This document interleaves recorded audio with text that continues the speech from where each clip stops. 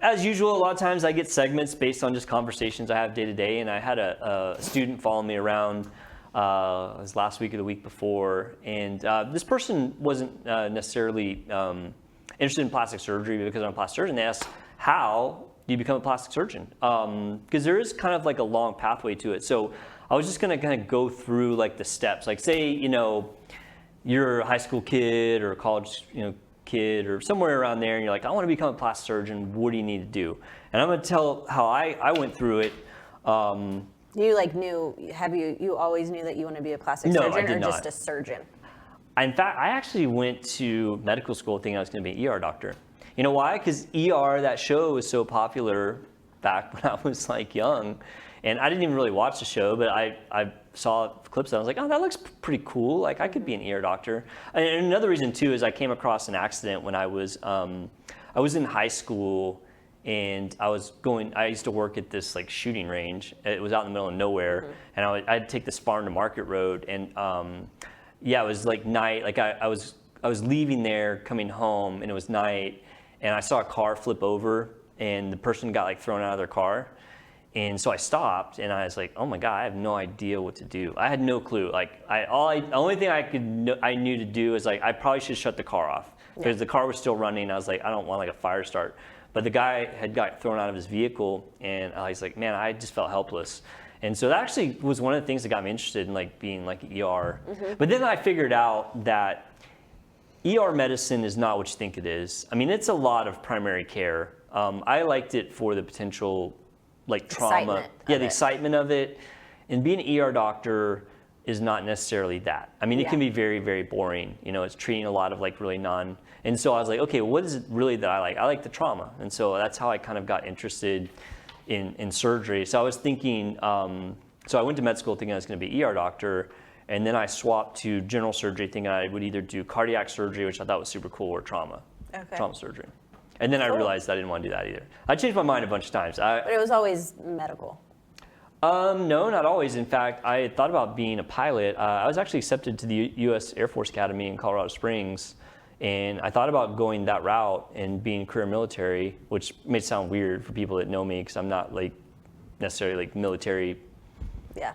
But I mean, anyone can be in the military. But yeah, I changed my mind a lot. I think I was not very smart when I was young. I mean, I was smart, but like I just wasn't focused, I guess. Yeah. I was just kind of like, oh, whatever. Yeah. In fact, I didn't even go to college when I graduated high school. Like I just didn't apply to college, and so I graduated second in my class, and I just did nothing for a year. And then I was working and stuff, and that's whenever that whole thing with the car happened. But I really got off on a tangent there. But good questions. Okay, so if you want to be a plastic surgeon, there's a pathway to it. It starts out in high school, and so and I kind of rank these as like, is this a really important time? So is high school performance really important for being a plastic surgeon? And the answer is no. It's not really. I actually did really well in high school. I graduated second in my class. All doing good in high school will let you do is get into a better college, but getting into like some insanely good college like Harvard or whatever is not necessary to go to med school at all. In fact, I mean, some of my best friends actually went to junior college first and then to a 4-year college and got into med school. Yeah. So I mean, obviously, I guess the most important thing in high school is learning the habits you're going to need for that next step. Right. Whether or not you graduate Try first. To get those AP classes. I don't think that matters. In fact, I would tell you I'm really glad you brought that up. If you were thinking about going to medical school, I would encourage people not to necessarily try to get all these college courses. You know why? Because you're then cutting out basic classes that you should get A's in. Yeah. And as we'll talk about, like the first big hurdle to becoming a plastic surgeon or doctor in general is getting into med school. Yeah, but honestly, the only thing, I honestly think that English AP helped me a lot because of writing papers. I remember when all my friends that took like basic English, when they got into college, they could barely write a 2-page paper. I do think that taking honors classes is important, but what I was specifically talking about is, and I'm going to tell my daughter this because she is at least now telling me that she may want to go to med school. Like, don't take a bunch of classes that are going to cut out your basics in college, because those are, getting into med school from college is all about your GPA. I mean, it's so critically important. So for example, if you don't have to take a lot of those freshman classes that you normally would take because you tested out of all of them, then suddenly you're taking harder classes instead of these easy classes, which are easy A's, right? And so I would encourage people, like, if you want to like go to med school or in the same mind for law school, like I would, even if you have credit, I would take the classes. I would take the intro English and all that because it's an easy A, you know. Fluffer course. It is, right? I mean, you know, you're going to have to take hard classes. Like if you want to get into med school, it's better to take, you know, 20 easy classes and 20 hard classes than 40 hard classes. You know what I mean? Because you're more likely to get a lower grade. And the GPA, you know, they don't really break it down into, oh, well, this person has a 3.2 because they took all these high level classes, and this person has a 4.0, but they took easy. They just look at the GPA. Like that's like one of the cutoffs. So, so getting to high school, it's basically about learning good study habits because you are going to have to perform at the next level, which is college. And like, does it matter what college you go to? No, it doesn't. It really does not matter. It matters what med school you go to. No? Not really. I mean, it helps, but like the college, like you have to get good grades. Like if you want to get into med school, like you really need to be like 3.7 or above. And then you're gonna have to do good on your MCAT. Like you're gonna have to have those good study habits. So that's where high school helps. College, you're gonna have to work hard. I mean, if your first year in college you bust out like a 2.5, like you're sunk. Yeah, I mean, you're probably not gonna get into medical school. What's the degree though? You Biology? can actually get in it anyway. Like there are certain prereqs you have to take for the MCAT. So you have to take like biology, inorganic chemistry, and physics. But you don't necessarily have to have a major. A lot of people will do biology major, which is what I did. There's a problem with doing that though, is like, say I hadn't gotten med school, what am I gonna do with a biology degree? Like would be a high school biology teacher? I mean, not that that's like a bad thing, but it's like, it's not what I wanna do, right? So I had friends who were smart. I had one of my really good friends was an economics major, but then took the prereqs so that they could take the MCAT and went about it that way, which was brilliant because they have a very kind of, well, I mean, I don't know economics, how useful it is, but like a business background is very handy for medicine. You know, how handy is my biology degree? I mean, not really at all. I mean, it helped me take the MCAT, I guess, but you know, you can do that without that. Yeah. I'd almost encourage people to not necessarily do biology. That is the most common. And just take the extra. Take the extra classes. Because I did biology major and I had minors in chemistry and Spanish, so I was taking extra classes anyway. I could have reversed that and done, you know, like entrepreneurship as a major, and then had a minor in biology and in chemistry or something. So, but yeah, college is super important because getting to med school sucks. It's really hard. You know, and I kind of underperformed a little bit in college. I started out really good with like 4.0s, and then I got into a fraternity and my grades went down a bit. So I like got into med school in my first year, which is good. A lot of people don't. Like a lot of people have to, you know, apply a second time. But you know, I didn't get in like the very first round. I got in like a later round, which is fine. I mean, it all works out. But yeah, your grades are important. MCATs, extracurricular activity is important. They always want people to have medical experience, and that's where this student, you know, well, it's not. It's before, and it's like you know, they call them like shadows. It's like you follow a doctor around and just kind of learn about medicine. Like you have to do it. And then I had to do that for when I tried to apply to PA school. Oh yeah. I followed an ear, nose, and throat doctor. Did you? Yeah. That's cool. So I did. I worked in the ER for a while, and then I followed a urologist, and then I followed a family practice doctor. And I eliminated urology and family practice from what I thought I might want to do based on doing the followings, which is nice to get exposure. I was like, yep, and crossing those off the list. So, all right, so say you get in med school. You made it, you're in med school. All right, then what? All right, how important is med school? Well, it depends on the route you want to take to get to plastic surgery, because there are two routes to plastic surgery. The first route is there is actually a residency that is just plastic surgery, which means you could do one training, unlike me. I did 3 technically. I could have just done 2, but I did 3. So there is like an integrated program where you take like a few years of just basic surgery and then you take 3 years of plastics. I didn't go that route because I didn't think I wanted to be a plastic surgeon. I will say that route is hard. They're both hard, but that one's super hard because there's not as many spots. And so if you want to go that route of doing the integrated plastic surgery training, you got to kick butt in med school. I'm not sure I could have gotten it. I did good in med school. Like had one bad semester, which kind of dragged my overall rank down a bit, but overall I did pretty good. I'm not sure I could have gone the integrated route because they're just so competitive. I went the other route, which is do either general surgery or ENT first. Those are still fairly competitive residencies, so you have to do good, but you don't have to be like first in your class. Yeah. So I went the general surgery route, and of course everybody thinks their way is the best. I like the way I did it because I came out a fully trained general surgeon, and I think last week we were talking about hernias and how sometimes I find a hernia when I'm doing a plastic surgery, and I'm like, oh, I don't need to call the general surgeon. I can just do that myself. Yeah. So I really like that I was trained in general surgery. It gave me a very rich, diverse background in medicine. And then from there, you have to get the fellowship for plastics. And I did really good in general surgery. Like getting a plastics fellowship is extremely hard. The year I applied, it was a 30% match rate. So basically, there was 100 applicants for every 30 slots.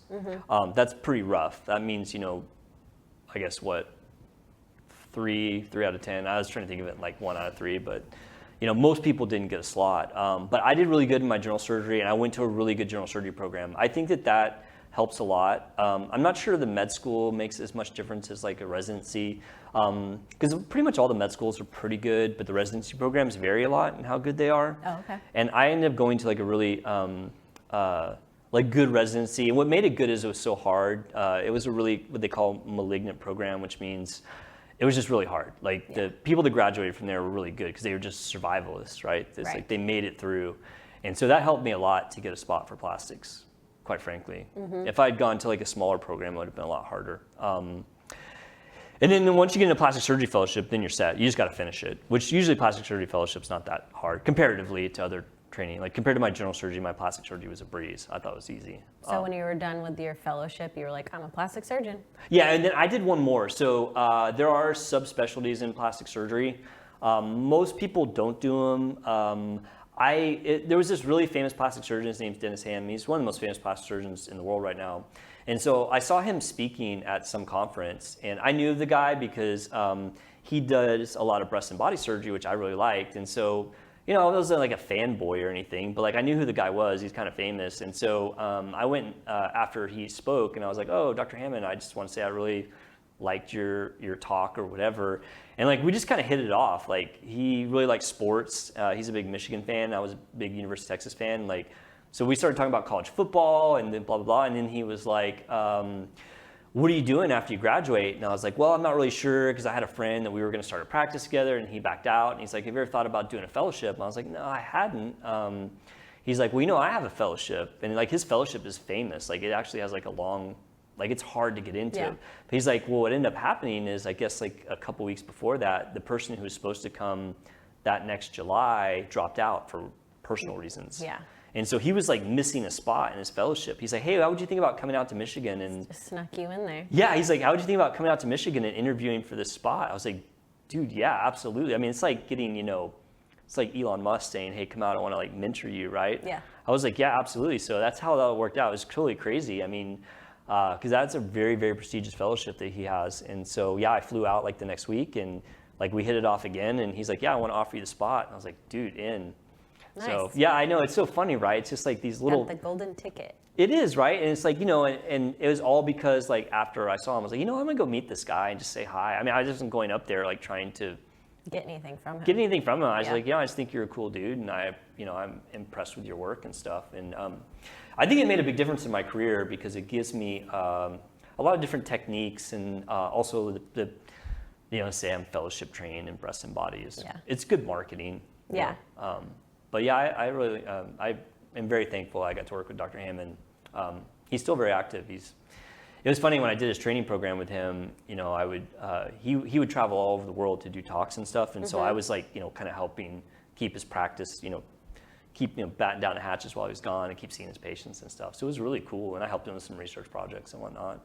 Nice. So like, how long was it? So like, whenever you decided I want to be a plastic surgeon, yeah. How long was it until you actually were practicing as a plastic surgeon? So I on your own? decided I was going to do plastic surgery in my third year of general surgery, which would have been 2005. And then I started my private practice in 2010. So it was another 5 years. Okay. So, but I was 35 years old when I started working for real. Yeah. You know, because it's like 4 years of high school, 4 years of college, 4 years of med school, and then I did 8 years of surgery training. So whatever, how many years that is.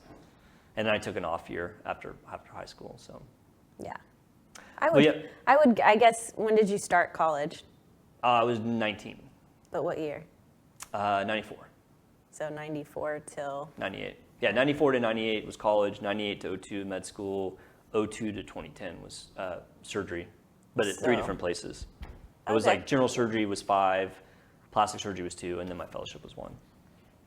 So yeah, it's a long road. I mean, it's a long road to be a plastic surgeon, and you know, being a plastic surgeon is different because there's a lot more to it. I could be a plastic surgeon this month if I went your route. If you went my route. Because my birthday is the 20th. Nice. On August. Take over my practice. Yeah. If I just would have gone to med school, there's a couple things I'd say though. Practicing plastic surgeon right now. It could be. There's a couple things about being a plastic surgeon. I mean, one, there's a lot of artistry in it. So, you know, some people are good at it and some people are not. And it's hard to tell if you're going to be good at it. I mean, you can like learn it, but like people who are naturally artistic are a little bit better at plastic surgery. Because it's less mechanical and more visual spatial. Yeah, exactly. And the other thing about plastic surgery, I would say, is a lot of plastic surgeons go into business for themselves. So you have to have that business acumen, which I never took business classes, but I actually worked. I've worked my whole life in various jobs, and that helped tremendously. And then, you know, the thing I didn't know a lot about was marketing. You know, plastic surgery is a lot of, even now when I've been out of, you know, in practice for 15 years, we still do a lot of marketing because you have to. It's super competitive. And you have to know about social media, and you end up doing like a talk show. I mean, it's completely different than being wild. It's different than being almost every other type of doctor is completely different than being a plastic surgeon. Yeah. It's just a completely different animal. It's why that plastic surgeons are always considered like kind of unique. Like when you like if you like, they seem to have more outgoing personalities. I'd say that right. And a lot of times plastic surgeons are a little bit eccentric. Like you're a weirdo. A little bit, yeah. I mean, like I'm into like some like stuff that's not like, you know, not like, racing motorcycles, and I have like, you know, a whole scorpion collar in my house. I mean, I'm like into like weird stuff, right? I mean, and that's like a very stereotypical thing to say about plastic surgeons is that they're a little bit eccentric, like a little bit different. Yeah.